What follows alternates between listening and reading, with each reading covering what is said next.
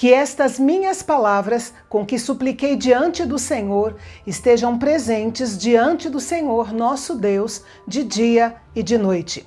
Estas palavras são do rei Salomão. Ele orou com fé, crendo que Deus, a partir daquele dia, ouviria as orações do povo dirigidas ao templo e perdoaria aqueles que houvessem pecado onde quer que eles estivessem. Vamos conferir? Vem comigo!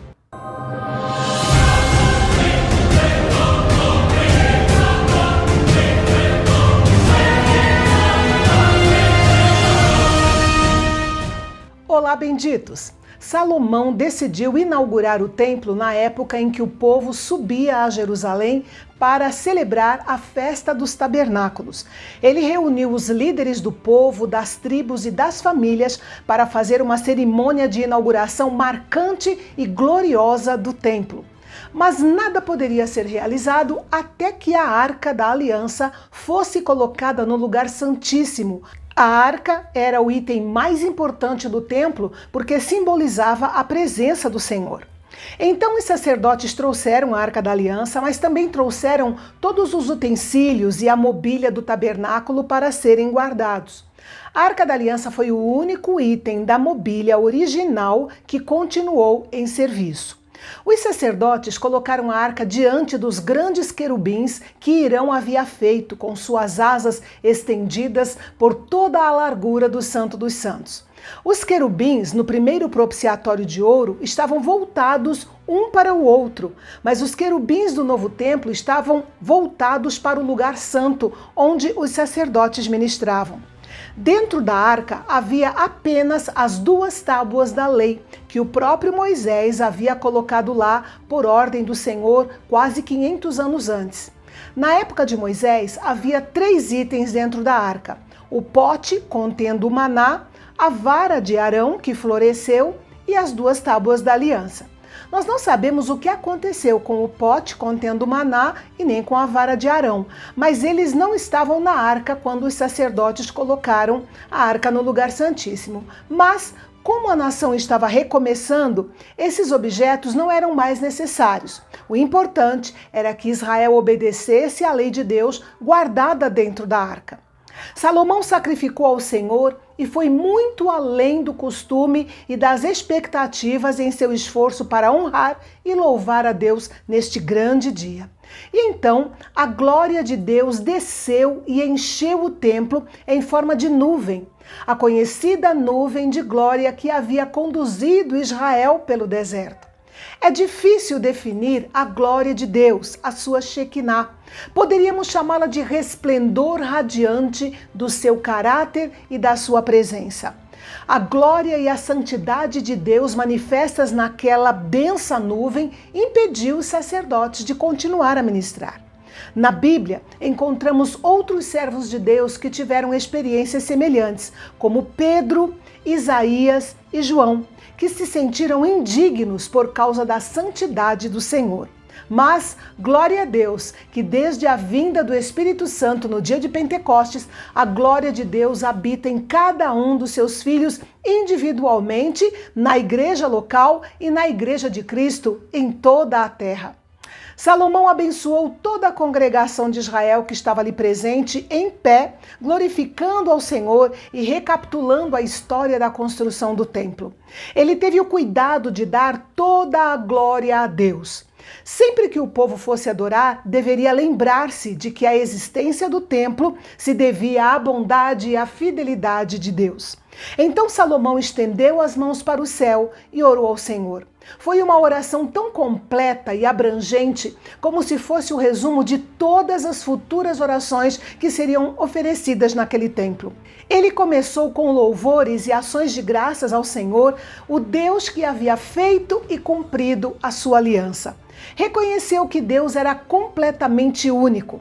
Os pretensos deuses das outras nações não podiam se comparar a ele de forma alguma, e que, embora Deus tivesse uma presença especial no templo, ele era grande demais para ficar restrito àquelas 4 paredes. O tema central da oração de Salomão está nos versículos 28 a 30. Salomão pediu a Deus para inclinar os seus ouvidos para ouvir sua oração e a oração de tantos quantos orassem naquele templo. É por isso que muitos judeus praticantes ainda hoje oram de frente para o local do templo em Jerusalém. Em sua oração, Salomão apresentou ao Senhor 7 pedidos específicos.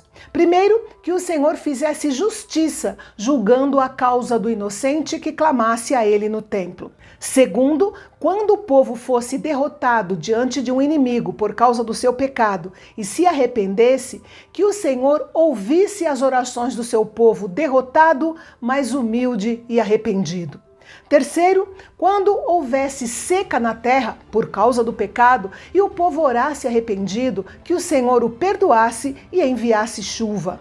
Quarto, em tempos de peste e fome, também por causa do pecado, quando eles orassem voltados para o templo, confessando o nome do Senhor arrependidos, o Senhor os ouvisse e restaurasse a sua terra. Quinto, que o Senhor ouvisse a oração do estrangeiro, vindo de longe, por ter ouvido falar do poder do Deus de Israel. Que a sua oração fosse respondida para que todos os povos da terra conhecessem o nome do Senhor e o temessem.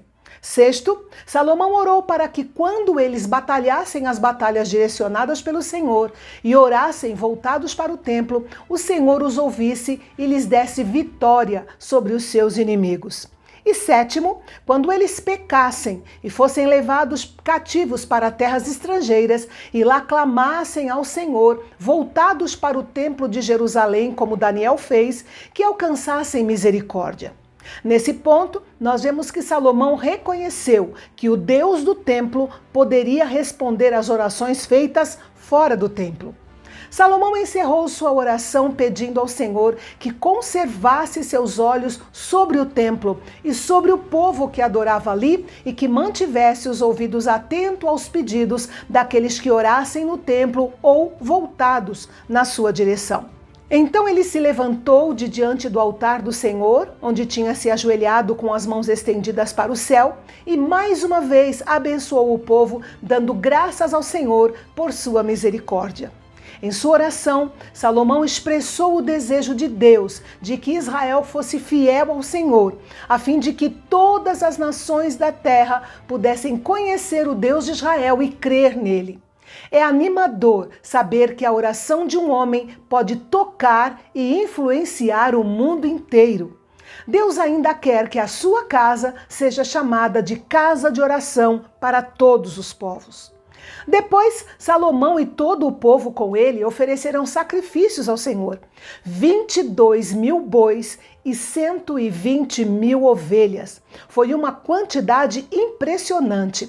Cada animal era sacrificado ritualmente, uma porção era dedicada ao Senhor e o restante era dado aos sacerdotes e ao povo. Foi o suficiente para alimentar uma grande multidão por 14 dias, que foi o tempo que durou a festa de consagração do templo. Deus não vive nas construções que fazemos, mas quando nos reunimos nesses locais consagrados a Ele, devemos seguir o conselho de Paulo. Portanto, se vocês comem ou bebem ou fazem qualquer outra coisa, façam tudo para a glória de Deus. E amanhã você vai conhecer todo o esplendor do reino de Salomão e também como Deus lhe apareceu novamente e lhe fez sérias advertências. Você confere como foi esse segundo encontro entre Deus e Salomão no nosso próximo encontro aqui no canal Bendito, o canal de Fala Fácil. Até lá!